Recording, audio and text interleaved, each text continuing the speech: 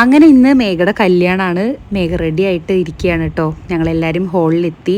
അർജുനെ വെൽക്കം ചെയ്യാൻ വേണ്ടിയിട്ട് ഞങ്ങൾ താലമൊക്കെ പിടിച്ച് പോവുകയാണ്. എനിക്ക് പറ്റണ പോലത്തെ വീഡിയോ ഒക്കെ ഞാനിതിൽ എടുത്തിട്ടുണ്ട്.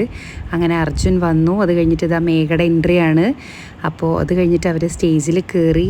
അങ്ങനെ മേഘയുടെയും അർജുൻ്റെയും കല്യാണം കഴിഞ്ഞു. ഞങ്ങളത് കഴിഞ്ഞിട്ട് നല്ല ഫുഡൊക്കെ കഴിച്ചു. പിന്നെ ഇത് ഞങ്ങൾക്ക് അമ്മായിയമ്മ പുടവ കൊടുക്കൽ ചടങ്ങുണ്ട് കേട്ടോ ഈ സൈഡിലേക്ക്. അപ്പോൾ അതൊക്കെ കൊടുത്ത് മേഘത പോവാൻ നിൽക്കുകയാണ്.